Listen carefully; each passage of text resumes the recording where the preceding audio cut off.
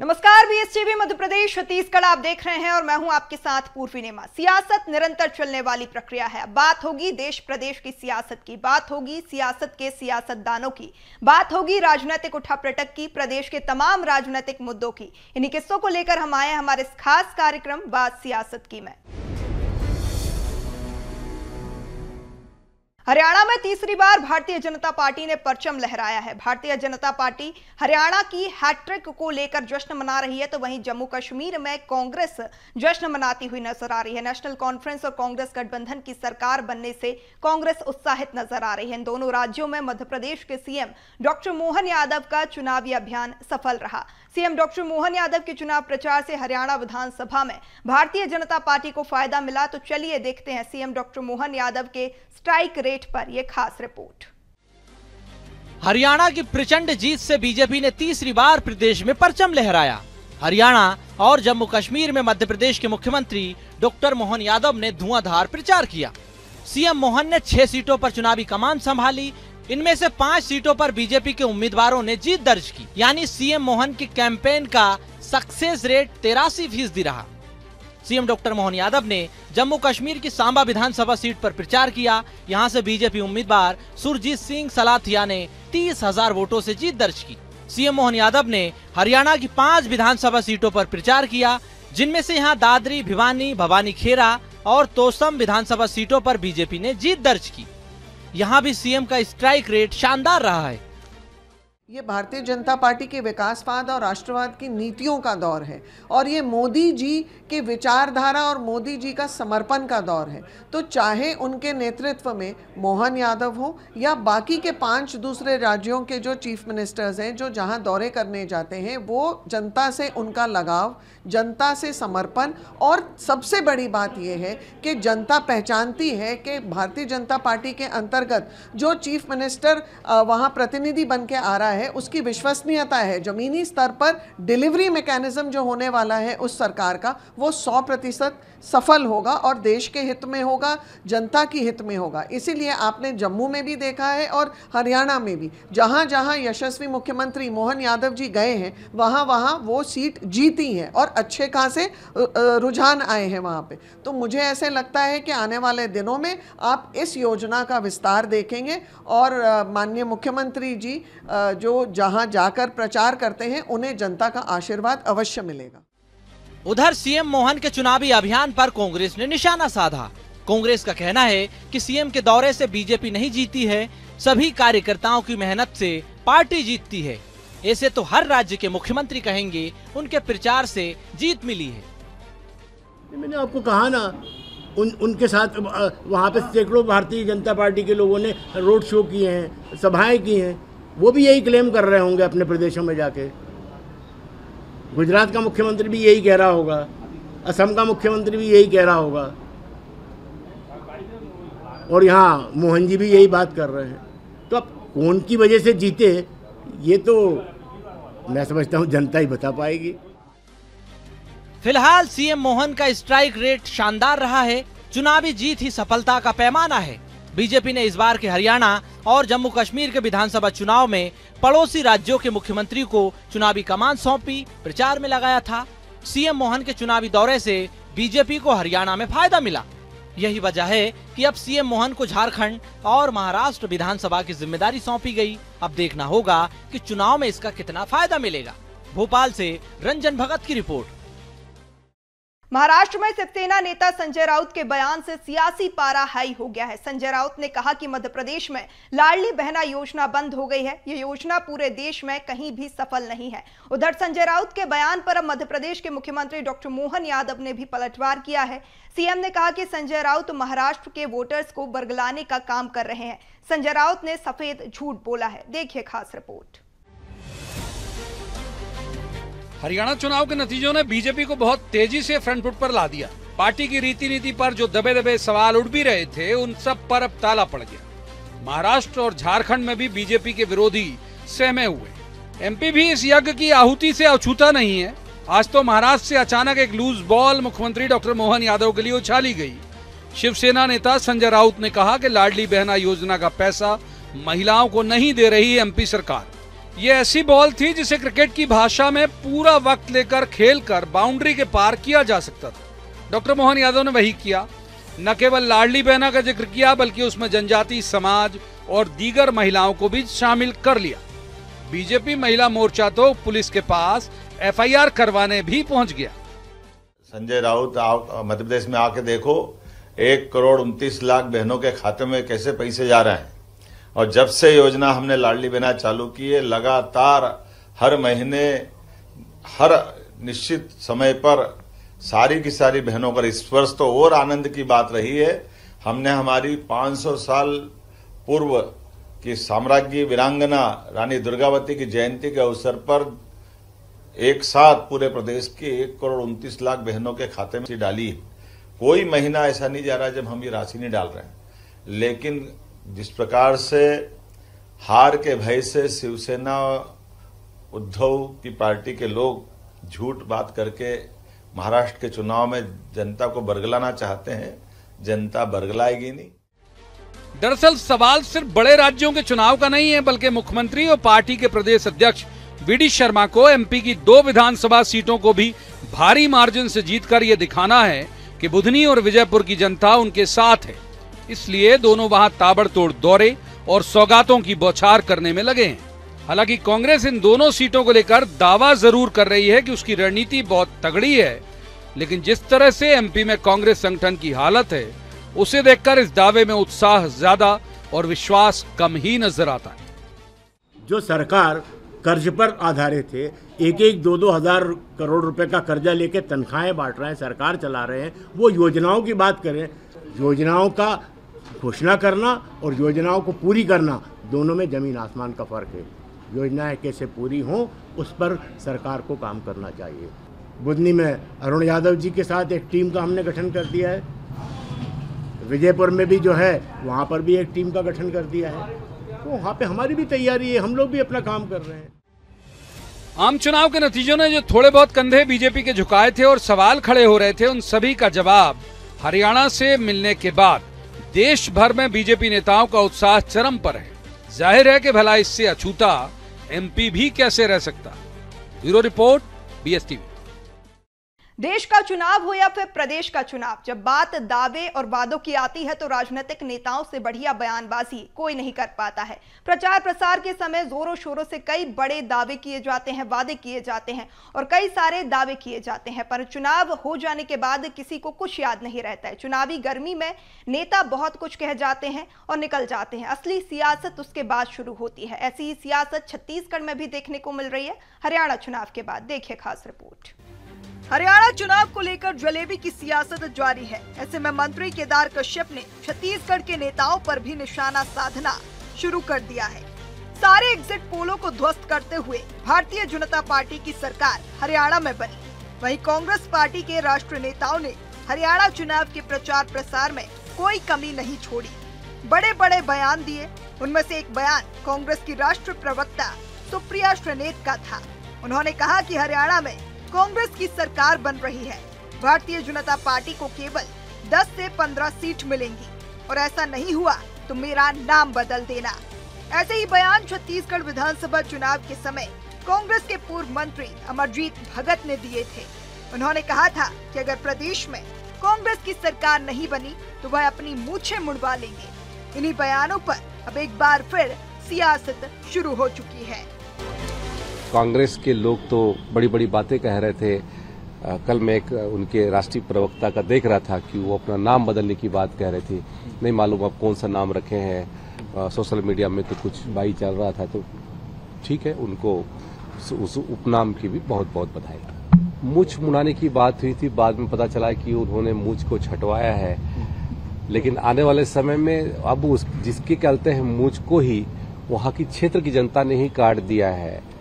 तो अब तो वो मुंह छिपाते भाग रहे हैं, अब वो मुंह दिखाने लायक नहीं रहेंगे।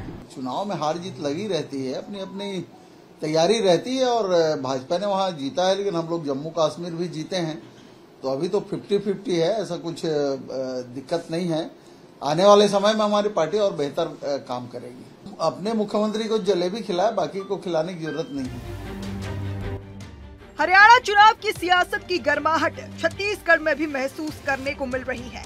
एक और जहां मंत्री केदार कश्यप ने कांग्रेस पार्टी के राष्ट्रीय प्रवक्ता और पूर्व मंत्री पर तंज कसते हुए बयान दिया है, वहीं पूर्व मंत्री शिव डहरिया ने कहा केवल हरियाणा भाजपा के पास आया है, जम्मू कश्मीर कांग्रेस पार्टी ने जीता है।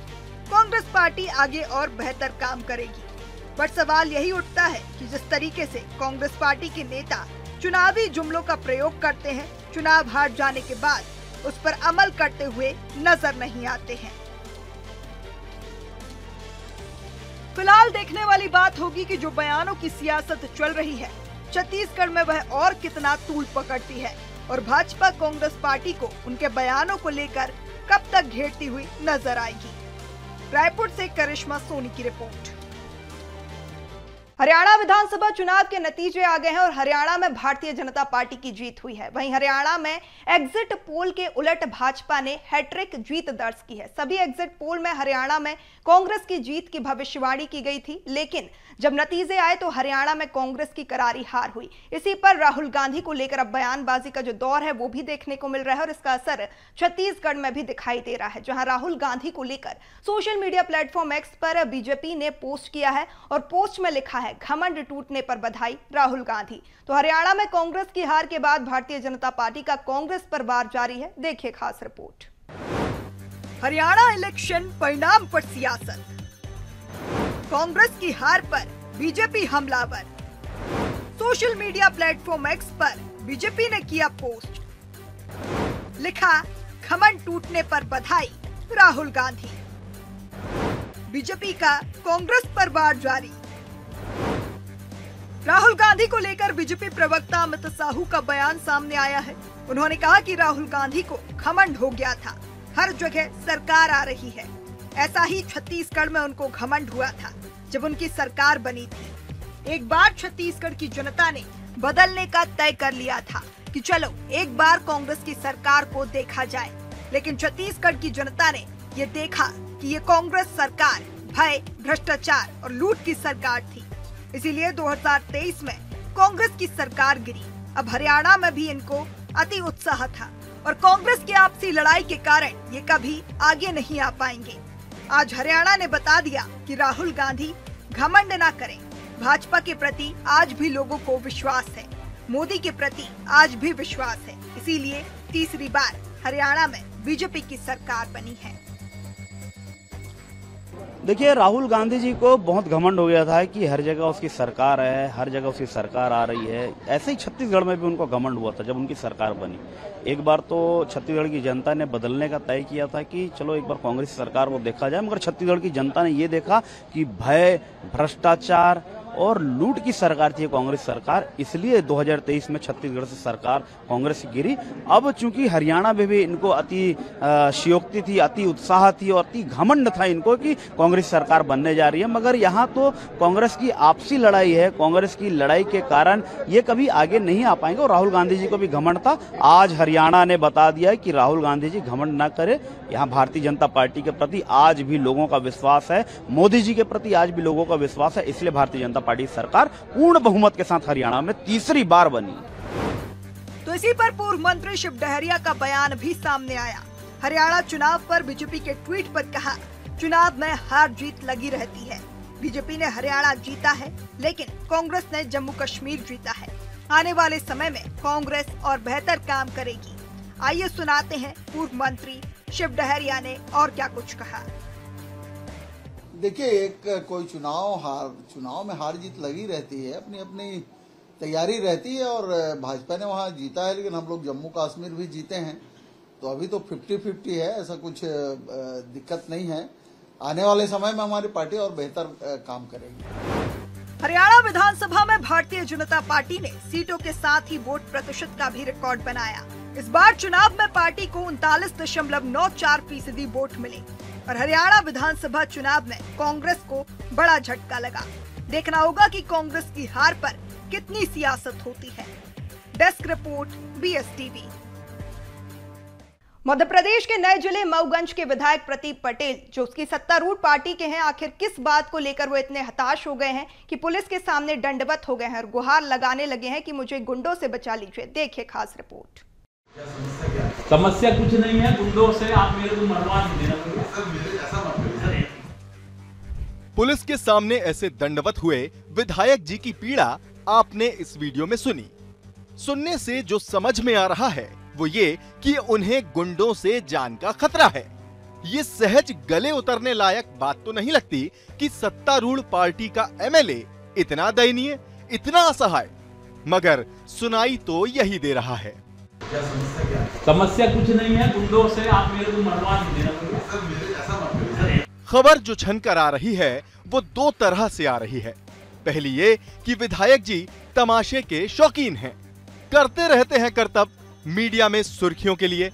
ये इस बात से स्पष्ट हो रहा है कि उनके साथ बाकायदा उन्हें कैमरे में कवर करने वाली टीम भी चल रही है। दूसरी ये कि वो नशे के कारोबारियों की लिस्ट शायद पुलिस को सौंप रहे हैं।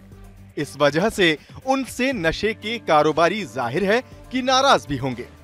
विधायक जी को शंका है कि पुलिस उनकी सहायता कर रही है। हालांकि जब इस बारे में एसपी महोदया से बात की गई तो उन्होंने कहा कि नशे के कारोबारियों के खिलाफ मुहिम तो पुलिस पहले से ही चला रही है।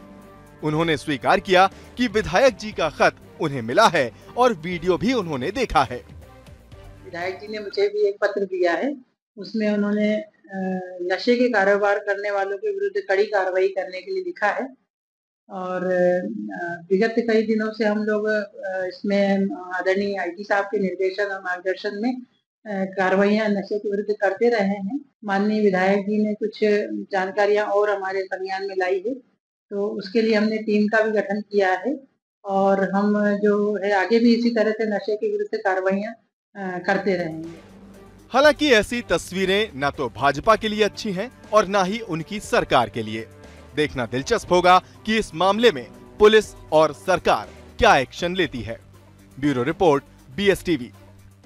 रायपुर के दक्षिण विधानसभा में जल्द ही उपचुनाव का ऐलान हो सकता है। इस बीच कांग्रेस में दुर्ग और राजनांदगांव के नेताओं की भी एंट्री के समीकरण बदल चुके हैं। वहीं भाजपा में भी दूसरी विधानसभाओं के नेता दावेदारी कर रहे हैं। सवाल है कि दक्षिण के दंगल में बाहरी नेता क्यों कूदते हुए नजर आ रहे हैं। रायपुर दक्षिण विधानसभा के चुनाव में यूं तो पहली बार बृजमोहन अग्रवाल की गैर मौजूदगी से भाजपा और कांग्रेस नेताओं की उम्मीदें जागी हैं, लेकिन स्थानीय नेताओं की एक्सरसाइज से पहले ही बाहरी नेताओं ने दक्षिण के दंगल में अब दाव लगाना शुरू कर दिया है। देखिए खास रिपोर्ट। छत्तीसगढ़ में विधानसभा लोकसभा चुनाव के बाद अब सबकी नजर रायपुर दक्षिण विधानसभा में होने वाले उपचुनाव पर टिकी है। दरअसल रायपुर दक्षिण वो सीट जहां से मौजूदा सांसद बृजमोहन अग्रवाल 8 बार से विधायक रहे हैं। इसे भारतीय जनता पार्टी का अभेद किला या अगाध माना जाता है। लेकिन एक तरफ कांग्रेस इस अभेद किले को भेदने का दावा तो कर रही है, तो वहीं दूसरी ओर कांग्रेस में दावेदारों की कतार रायपुर से होते हुए दुर्ग और राजनांदगांव तक पहुंच चुकी है, जिस पर सियासत के जानकार इसे कांग्रेस के द्वारा खुद चक्रव्यूह बनाना कह रहे हैं। रायपुर दक्षिण विधानसभा में कांग्रेस दावेदारों की लगी कतार। रायपुर के अलावा दुर्ग और राजनांदगांव के कांग्रेस कार्यकर्ताओं ने ठोकी दावेदारी। कांग्रेस प्रदेश प्रभारी सचिन पायलट के सामने नेताओं ने ठोकी दावेदारी। बीजेपी का अभेद किला है रायपुर दक्षिण विधानसभा। क्या दूसरे जिलों के दावेदारों ने बढ़ा दी है कांग्रेस की धड़कनें? क्या कांग्रेस के ही दावेदार तैयार कर रहे हैं चक्रव्यूह? सूबे की सियासत में दक्षिण विधानसभा उपचुनाव का मुद्दा गर्माता जा रहा है। एक तरफ बीजेपी संगठन आधारित दावेदार पर भरोसा जताने की बात कर रही है, तो वहीं कांग्रेस में दावेदारों की लाइन लग गई है। क्या स्थानीय क्या बाहरी, अब तो ये कतार दुर्ग होते हुए राजनांदगांव तक पहुंच चुकी है। दरअसल कांग्रेस नेता कुतुबुद्दीन सोलंकी ने राजनांदगांव के कांग्रेस नेता डॉक्टर आफताब आलम के लिए टिकट की मांग की है, तो वहीं दुर्ग के वोरा परिवार से राजीव वोरा ने भी दावेदारी पेश कर दी है, जिससे कांग्रेस नेताओं की धड़कन बढ़ गई है। हालांकि पूर्व मंत्री शिव कुमार डहिरिया इसे सामान्य बात करार दे रहे हैं। कांग्रेस में मचे इस घमासान पर बीजेपी चुटकी ले रही है। भाजपा के वरिष्ठ नेता केदारनाथ गुप्ता ने तंज कसते हुए पूर्व सीएम भूपेश बघेल पर जमकर निशाना साधा। उन्होंने कहा कि भूपेश बघेल की तानाशाही ने कांग्रेस के कई टुकड़े कर दिए और अब जो स्थिति बन रही है उसके लिए खुद भूपेश बघेल जिम्मेदार हैं। दावेदारी करने में कहीं कोई दिक्कत नहीं है, पूरे प्रदेश के लोग दावेदारी कर सकते हैं, दावेदारी करना चाहिए। और कांग्रेस पार्टी जो जीतने लायक कैंडिडेट है उनको टिकट देगी तो अच्छी बात है कि वहां लड़ने के लिए हमारे प्रदेश के और लोग भी इच्छुक हैं, ये तो कांग्रेस पार्टी के लिए अच्छी बात है। भूपेश बघेल जी के तानाशाही रवैये ने कांग्रेस पार्टी को छत्तीसगढ़ में खत्म कर दिया। जब वो मुख्यमंत्री थे तो अपने हिसाब से मंत्री बनाए, 2.5 साल के बंटवारे में राजी नहीं हुए, टीएस सिंहदेव जी दूर हो गए और आज जब उनकी सरकार को खदेड़ दिया छत्तीसगढ़ के लोगों ने तो खुद जाकर राजनांदगांव से लोकसभा का चुनाव लड़ लिए। अब राजनांदगांव वाले और दुर्ग वाले कहते हैं हम रायपुर आके लड़ेंगे, तो कहां गलती है? निश्चित रूप से कार्यकर्ताओं का सम्मान करना चाहिए और जो भी घटनाएं हो रही है उसके लिए अगर कोई दोषी है तो माननीय भूपेश बघेल जी हैं, उन्होंने कांग्रेस को कई फाड़ों में बांट दिया। महज 5 साल बाद सूबे की सत्ता से कांग्रेस का बेदखल होना, एकजुटता की तमाम कोशिशों पर परिणाम स्वरूप पानी फिर जाना और अब रायपुर दक्षिण के लिए दुर्ग राजनांदगांव से दावेदारों का ताल ठोकना, ये बताने के लिए काफी है कि कांग्रेस अपने ही चक्रव्यूह में फंसने की ओर बढ़ रही है, जिस पर सवाल उठता है कि क्या कांग्रेस रायपुर दक्षिण के अभेद किले से पहले अपने ही चक्रव्यूह को भेद पाएगी। Bureau report, BSTV Chhattisgarh. इसी के साथ बात सियासत की मैं फिलहाल इतना ही। आप बने रहिए BSTV के साथ। नमस्कार।